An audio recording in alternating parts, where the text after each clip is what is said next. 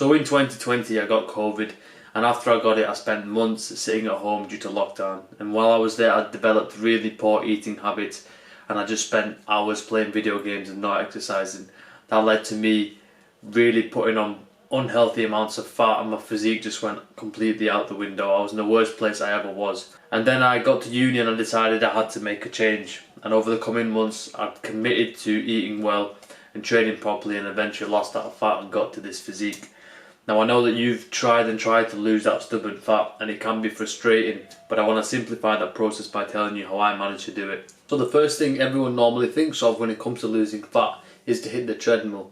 But there is actually a better long-term solution, and it's to start hitting the weights. See, if you start building lean muscle is more metabolically active than other tissue in your body.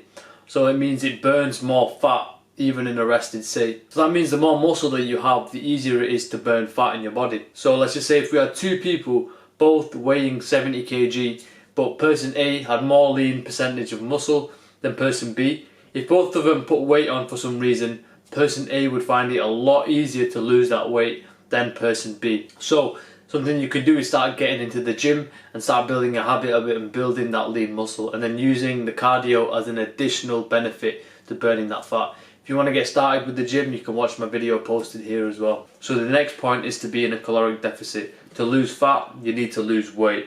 And to do that, you need to be in a caloric deficit, meaning you burn more calories than you take in.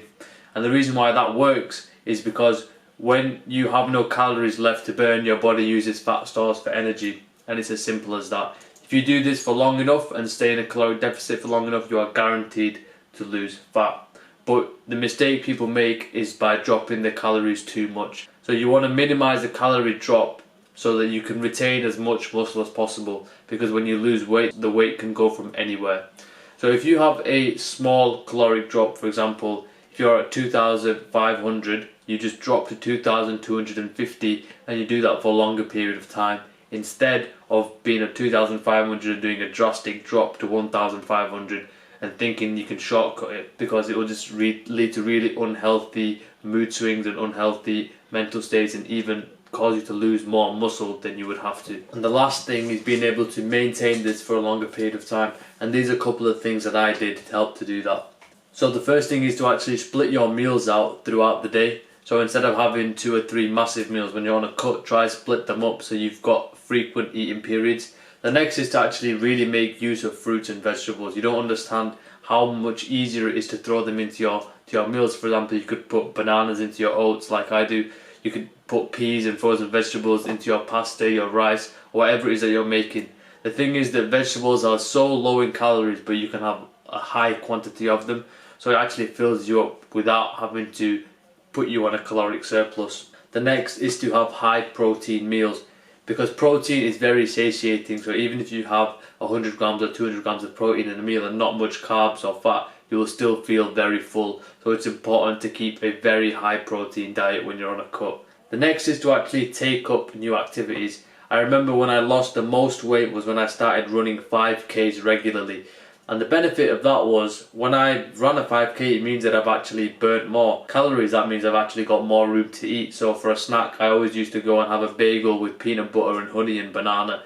And the next thing is to actually track visual progress. I was taking pictures almost every week, and it's so good to look in the mirror and see yourself, make that progress bit by bit. You can see slowly the abs starting to show, you can slowly see your veins starting to come out, the muscle striations, and you might not see it day by day, but if you take a photo of yourself every week and you look at it, I guarantee you will be a lot more motivated to carry on instead of just giving up midway. And the last thing is to plan your cheat meals. This requires discipline, and it is really powerful if you do this correctly. Like for me, what I did was I would plan my cheat meals around my social events, so it gave me 2 things to look forward to. So if I was to have a dirty meal, I would ensure that it would be around a time where I get to link with my friends, and it's something that I still practice to this day. But you'll get to a point actually when you'll start to enjoy eating healthier more than eating cheat meals, because you just don't want to have that feeling of eating greasy food anyway. And the last thing, bro, is just to be patient. If you stick to these principles and do it properly, you will lose fat faster than you ever thought you could, but it still might take some time, so be patient with it and stick with it. And the thing is, once you actually get lean, it's actually so much easier to stay lean, because remember, you've got that lean body mass of muscle there, which is literally acts like a factory which burns fat for you even while you sleep. So at this stage for me, it's a lot easier for me to stay lean than it is back then. So make that effort to build that muscle as well. It will really, really help you in the long term. But I do want you to overcome that annoying feeling of looking in the mirror and seeing that stubborn fat. You know, it just doesn't feel right, and you know it just gets in the way of your confidence. It's just a lot better on this side, bro, when you get to look in the mirror and you see a six-pack staring back. It's just a good feeling because you know that you've earned it. You put the work in, no one else. You did this yourself. When you do that, you have a certain level of pride and a certain level of determination for the next things that you do. But as always, you know my message, bro. Keep building, keep progressing, and I'll catch you in the next one.